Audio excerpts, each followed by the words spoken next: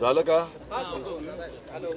आज बरेच दिवस राजेश पाटील मला इकडं दौऱ्यावर बोलवत होते, मला, तटकरे साहेबांना आणि मुश्रीफ साहेबांना. परंतु आपल्याला माहिती आहे काही ना काही वेगवेगळ्या कामाच्या निमित्ताने येता येत नव्हतं. आत्ताही राष्ट्रवादी काँग्रेस पक्षाने 65वा गौरवशाली महाराष्ट्र हा कार्यक्रम त्या ठिकाणी घेतलेला आहे. काल आमचा पहिला दिवस होता, आज पण दुसरा दिवस आहे, उद्या तिसरा, परवा चौथा. वेगवेगळ्या मान्यवरांचा आम्ही सत्कार करतोय. पूर्वी जे जे आजपर्यंत महाराष्ट्रात साधू संत होऊन गेले त्या साधू संतांची माहिती आम्ही तिथं एक प्रदर्शन भरवलेलं आहे आणि त्याच्यामध्ये आत्तापर्यंत भारतभूषण, आपले भारतरत्न, नंतर महाराष्ट्रभूषण आणि ज्ञानपीठ असं मान्यवरांना आपल्या महाराष्ट्रातल्या ज्यांना ज्यांना मिळालेलं आहे त्यांची पण इत्थंभूत माहिती.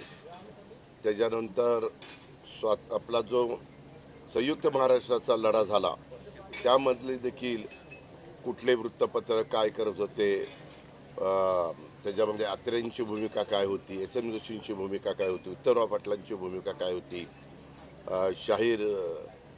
शाहिरांची भूमिका काय होती, अशा अनेक मान्यवरांची सगळी तिथं माहिती आणि वेगवेगळ्या महापुरुषांचे दस्तऐवज वगैरे, त्यांची पत्र, चव्हाण साहेबांची पत्र, अशा खूप काही माहिती तिथं आम्ही दिलेल्या आहेत की नवीन पिढीला पण त्या लक्षामध्ये याव्यात. काही अतिशय उत्तम प्रकारचे जे चित्रकार आहेत त्यांची पेंटिंग, नंतर तुमचे वेगवेगळे कलाकार जे आहेत त्यांचा मूर्तिकार, कलाकार म्हणण्यापेक्षा मूर्तिकार, त्यांनी बनवलेल्या मूर्त्या, त्याचा खूप चांगला कार्यक्रम आम्ही तिथं ठेवलेला आहे. महाराष्ट्रातल्या अनेक भागातली, सगळ्या रिजनमधली तिथली पवित्र माती आम्ही आणि पवित्र पाणी हे तिथं आम्ही एकत्र करून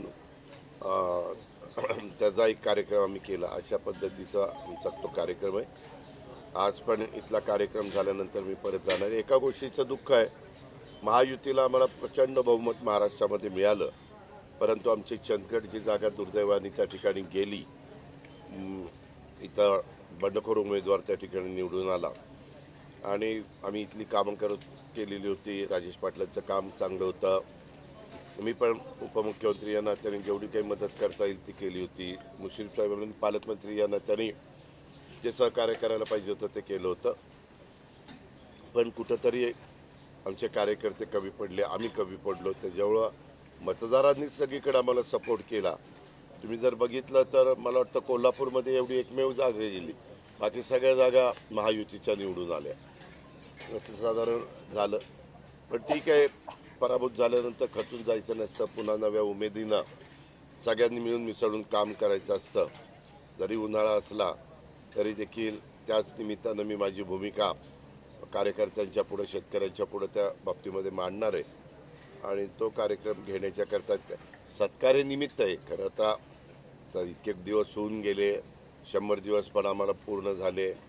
त्याच्यामध्ये देखील आम्ही वेगवेगळ्या डिपार्टमेंटची स्पर्धा लावलेली आहे आणि त्याच्यातून काम कसं चांगलं होईल, लोकांना सर्व्हिस कशी आम्हाला चांगली देता येईल आणि प्रत्येक अधिकाऱ्यांनी खालपासून वरपर्यंत सगळ्यांनी त्याचा रिझल्ट चांगले मिळण्याच्याकरता प्रयत्न करणं, अशा सगळ्या गोष्टी आहेत आणि आम्ही सातत्य ठेवणार आहोत. म्हणजे आत्ताच नाही थांबणार नाही, पुढं पण ते आमचं चालू राहणार. त्याच्यात जे चांगलं काम करतील त्यांना थोडं शाबासकीची थाप पाठीवर टाकणार आहे, त्यांना सर्टिफिकेट देणार आहे, त्यांना प्रोत्साहन देणार आहे, जेणेकरून ज्यांना मिळालं नाही त्यांच्यात पण ईर्ष्या जागृत व्हावी, त्यांनाही वाटावं की नाही आम्ही पण आपल्या डिपार्टमेंटला मिळवलं पाहिजे. असं एकंदरीत ते एक पण काम आहे.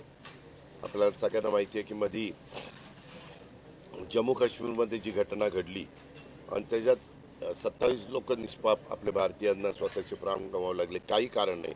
पर्यटनाच्या निमित्तानं गेलं, कोण लग्न झालं म्हणून हनीमूनला गेलं, कोण आता आपण सुट्ट्या मिळाल्यात मुलांना मुलींना म्हणून फॅमिलीला घेऊन गेलं, कोणी मित्रपरिवाराला घेऊन गेले, सगळे आनंद घेत होते. आपण अनेक टी व्ही चॅनलच्या वेगवेगळे जे काही क्लिपा बघितल्या त्याच्यामध्ये आपल्याला लक्षात येतं. परंतु त्या अतिरेक्यांनी घात केला, त्यांचा बदला घ्यायचा, त्यांना सोडायचा नाही. असं भारतीयांचं मत आहे, माझं पण मत आहे. आणि त्याबद्दल देशाचे पंतप्रधान नरेंद्र मोदी साहेब निश्चितपणे काही मार्ग काढतील ह्याबद्दल सर्वांना विश्वास आहे. शेवटी अशा प्रकारचा प्रसंग येतो तेव्हा सगळे भारतीय जात पात भेदभाव धर्म सगळे बाजूला करतात. आपण भारतीय आहोत आणि त्याच्यातून भारत काय कसा मजबूत आहे हा दाखवण्याचा प्रयत्न. परंतु निष्पाप लोकांच्या घरामध्ये राहिलेल्या लोकांच्या पुढं काय प्रश्नचिन्ह उभे राहिले ते आम्ही महाराष्ट्रात जे घडलं ते जवळनं आम्ही पाहिलेलं आहे, ते ऐकलेलं आहे. त्यांना आम्ही काहींना भेटलेलो आहे आणि मग फुलाची पाकळी मला कळतंय की असं काही रक्कम देऊन काही गेलेली व्यक्ती परत येणार नाही. पण करता घरातला माणूस गेल्यानंतर ते कुटुंब उघड्यावर पडतं. त्याच्यामुळं त्यांच्या घरामध्ये मुलगा किंवा मुलगी सज्ञान असतील, क्वालिफाईड असतील तर त्यांना कॉर्पोरेशनमध्ये किंवा त्यांना राज्य सरकारमध्ये कुठं नोकरी लावायची हाही निर्णय आम्ही घेतला. तो अधिकार मुख्यमंत्र्यांचा असतो. आणि 50 लाख रुपये आम्ही पहिले 5 लाख रुपये दिले होते, परंतु अलीकडच्या काळात 5 लाख रुपयामध्ये फार काही घडू शकत नाही, म्हणून 50 लाख रुपयाची मदत ही त्यांच्या कुटुंबियांना देण्याचा निर्णय देखील राज्य सरकारने घेतलेला आपल्या सगळ्यांना पाहण्यात आला असेल. अशा पद्धतीनं त्या साई फॅमिलीच्या मागं अख्खा महाराष्ट्र उभा आहे. ह्या पद्धतीनं आम्हाला काम करायचं होतं, ते केलं. परंतु असा प्रसंग कुणाच्याच बाबतीत घडून ते घडू नये म्हणून देखील केंद्राने पावलं उचललेली आपण पाहिलेली आहेत. आणि त्याच्यामध्ये रोज नवीन गोष्टी घडत आहेत. 100 दिवस झाले सरकारला. एका न्यूज 100 दिवस झाले. पुढच्या 100 दिवसासाठी काही धोरण निश्चित केले का? तसं काही नियोजन केलं आहे का? मी सांगितलं ना, आता जो 100 दिवसाचा कार्यक्रम दिलेला होता तो सगळ्यांना पहिल्यांदाच मिळालेला होता. त्याच्यावर काही डिपार्टमेंटनी तो तितक्या गंभीरतेने घेतला नाही. आता त्यांना लक्षात आलेलं आहे की राज्याच्या प्रमुखांना, मुख्यमंत्र्यांना, दोन्ही उपमुख्यमंत्र्यांना, सगळ्या मंत्रिमंडळाला हे करून पाहिजे. आणि सचिवांच्या पण लक्षात आलेले, मग प्रधान सचिव असतील, अमुसा असतील, अपर मुख्य सचिव, नंतर तुमचे सचिव असतील, सगळ्यांच्या लक्षात आलेलं आहे. त्याच्यामुळं उलट आता सगळेजण अधिक चांगल्या पद्धतीनं काम करतील. ज्यांना कमी मार्क्स मिळालेले ते जास्त मार्क्स मिळवण्याचा प्रयत्न करतील. भ्रष्टाचाराची चौकशी सुरू झाली. पत्रकार मित्रांनो, मी त्यावेळेस बोलता हे कुणी केलं? ज्यांनी गायरानाच्या जमीन दाखवल्या, ज्यांनी देवस्थानच्या जमीन दाखवल्या, ज्यांनी दुसऱ्याच्या जमिनी स्वतःच्या दाखवल्या. आता काही जण महाठग विक्री करताना पण 7-12 काढतात, कुणाचं 7-12 दाखवतात आणि विक्री करतात, किंवा एकच 7-12 2-2, 3-3, 4-4 लोकांना विकतात. असले प्रसंग होतात. म्हणून मी ह्या वर्गाला काहींनी आम्हाला चुना लावला म्हणलं, तर काय लगेच बाकीच्यांनी चुना लावला. चुना, अरे मी शेतकरीच आहे बाळांनो. त्याच्यावर शेतकऱ्यांना मी कसं असं म्हणेन? शेतकऱ्यांच्याबद्दल, बळीराजाच्याबद्दल आम्हाला अभिमानच आहे. त्यांच्याकरता AI कार्यक्रम आम्ही खताची, त्याच्यामध्ये बचत, पाण्याची बचत, पिकाचं उत्पादन वाढणं वगैरे आम्ही ते सगळं आणतोय त्यांच्याकरता. आणि म्हणून आता त्याच्यात आम्ही काही बदल केला आहे. शेवटी कसं असतं, चांगल्या भावनेने राज्य सरकार कुठलाही निर्णय घेत असतं आणि कार्यक्रम राबवत असतं, धोरण राबवत असतं. पण यदा कदाचित ते धोरण राबवत असताना काही महाठगांनी किंवा काही बनेल लोकांनी त्याच्यामध्ये अशा पद्धतीनं पळवाट काढली आणि त्यात करोडो रुपयाचं आपलं नुकसान झालं, तर हा जनतेचा पैसा आहे. हे उधळपट्टी करण्याचं काही कारण नाही. आणि म्हणून आम्ही त्याच्यातनं दुसरा काही मार्ग काढलाय. शेतकऱ्यांना आम्ही पीक विमा देणारच आहोत, परंतु वेगळी स्कीम आणलेली आहे, ती आम्ही परवा कॅबिनेटला मान्य केली. देशात आता जातनिहाय जनगणनेचा निर्णय झालेला आहे, मात्र यावरून आता श्रेयवाद रंगल्याचं पाहायला मिळतं. विरोधक दावा करतायत की आम्ही दबाव आणला म्हणून कुठेतरी. का तुम्हाला माहिती आहे पत्रकार मित्रांनो, महाराष्ट्राच्या राजकारणात विरोधक दबाव आणू शकतात?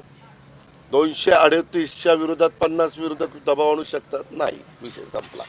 दुसरं केंद्र सरकारमध्ये स्वतः नरेंद्र मोदी साहेब, त्यांच्याबरोबर नितीश कुमारजी, चंद्राबाबू नायडू, एकनाथराव शिंदे साहेब, चिराग पासवानजी, असे एनडीएचे आम्ही सगळे घटक. आमची संख्या कमी असल्यामुळे मी नाव घेतलं नाही, यांची संख्या जरा जास्त आहे म्हणून त्या प्रमुखांची नावं मी घेतली. आणि या सगळ्यांनी मिळून आज सरकारला पाठिंबा दिलाय. आम्हीच राष्ट्रपतींना भेटायला गेलो होतो, राष्ट्रपतींनी पंतप्रधानांना बोलून शपथ दिली, कारभार चाललेला आहे. तुम्हाला असं वाटतं का देशाचे पंतप्रधान असं कुणाच्या दबावाला हे करतील? उलट अभिजात भाषेचा दर्जा इतके दिवस इतके राज्य केंद्रातली सरकार आली, महाराष्ट्राच्या मराठी भाषेला कधी अभिजात भाषेचा दर्जा मिळाला नाही मिळाला.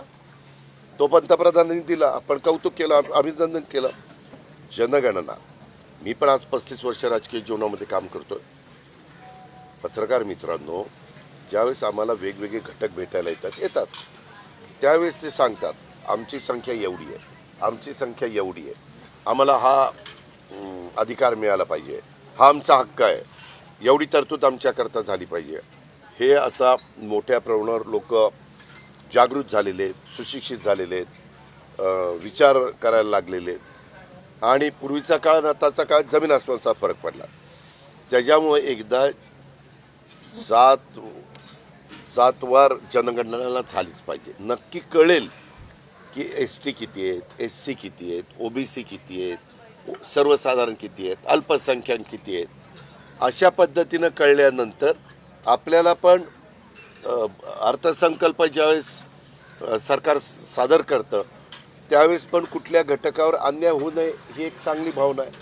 आणि त्या पद्धतीनं निर्णय घेतला. आम्ही ट्विटवर स्वागत केलं, आम्ही ट्विट केलं, आम्ही प्रेस नोट काढली. मी आता देतो पंतप्रधानांचं त्याबद्दल अभिनंदन करतो. श्रेयवादाचा प्रश्न येतच नाही. नाहीतर काँग्रेसचे इतक्या वर्ष सरकार होतं त्यावेळेस का नाही केलं? आता ते काढून उपयोग आहे? नाही केलं त्यांनी, म्हणून जनतेने त्यांना बाजूला केलं. आणि यांच्याकडनं अपेक्षा आहेत त्याच्यावर लोक ते करतात. आता मागं फेक नरेटिव्ह सेट केला लोकसभेला, संविधान बदलणार, आरक्षण काढणार. त्याचा फटका बसला ना बाबा आम्हाला. आमचे फक्त 17 आले, त्यांचे 31 आले. जबरदस्त किंमत आम्ही मोजली. पुन्हा आम्ही खचून न जाता एकनाथराव शिंदे, देवेंद्रजी, मी आणि सगळी आमची टीम आम्ही कामाला लागलो. आणि एकदम लाडक्या बहिणींची योजना आणली, 3, 5, 7.5 हॉस्पिटलला वीज माफीची योजना आणली. अशा अनेक ज्या गरजेच्या योजना होत्या त्या आणल्या. लोकांना विश्वास दिला. आम्ही संविधान बदलणार नाही. बघा कुणी संविधान बदलतं का? संविधानाचा उलट आदर केला. संविधान दिन साजरा करायला सुरुवात केली. वेगवेगळे असे कार्यक्रम आम्ही घेतले, पंतप्रधानांनी घेतले. आणि आरक्षणाचा तर काही काढण्याचा संबंधच येत नाही. जो गरीब वर्ग आहे, जो मागास वर्ग आहे, त्यांना आरक्षण मिळालं पाहिजे. जोपर्यंत ते इतरांच्या बरोबरीनं येत नाही तोपर्यंत आरक्षण देणं.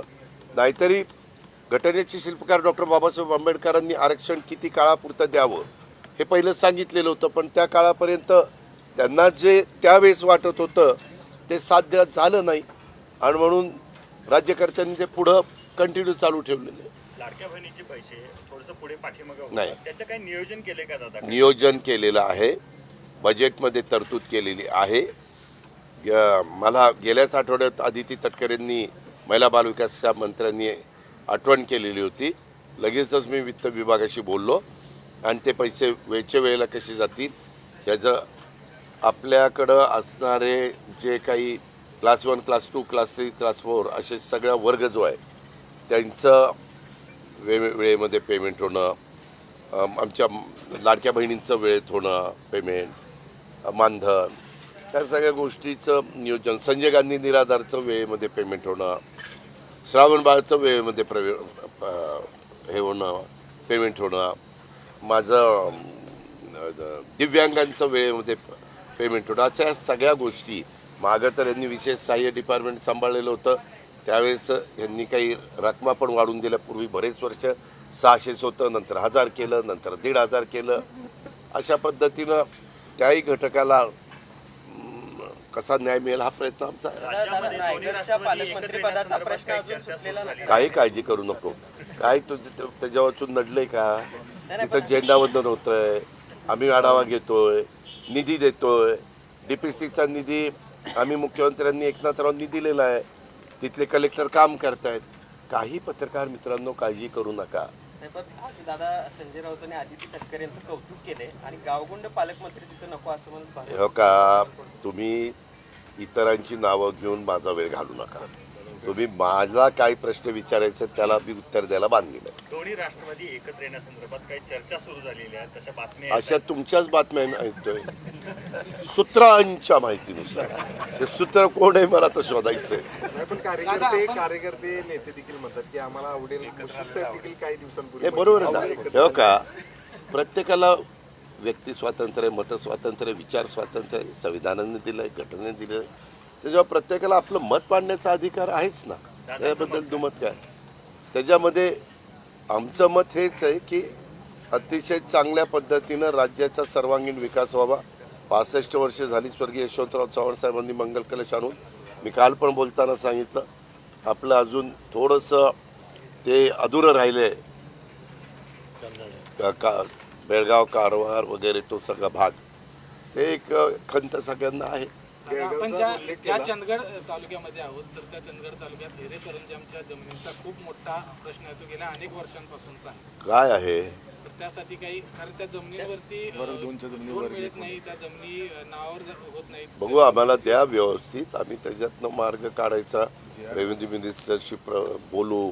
मागे असंच आपल्या कोकणातल्या जमिनीच्या बद्दलचं झालं, म्हणजे खापरपंजोबाच्या नावावर आहे, त्यानंतर आजोबाच्या झाली नाही, मुलाच्या झाली नाही, नातवाच्या झाली नाही, असं ते सगळं झालेलं आहे. ते व्हायला पाहिजे म्हणून आम्ही जरा त्याच्याबद्दलचा आढावा घेतला होता. आणि आता नवीन टेक्नॉलॉजी आलेली आहे. ह्या नवीन टेक्नॉलॉजीचा संगणकीकरणाचा, अशा अनेक AIचा, आर्टिफिशियल इंटेलिजन्स, अशा सगळ्या गोष्टीचा वापर करून ज्याच्यातून काम सुरळीत योग्य पद्धतीनं पारदर्शक होईल ते करण्याचं धोरण हे राज्य सरकारने स्वीकारलं. देश विदेशातील प्रत्येक घडामोडींचे लाईव्ह अपडेट मिळवण्यासाठी आता साम टीव्हीच्या सर्व सोशल मीडिया प्लॅटफॉर्मला लाईक, फॉलो आणि सबस्क्राईब करा. तसंच सर्व नोटिफिकेशनसाठी बेल आयकॉन प्रेस करायला विसरू नका.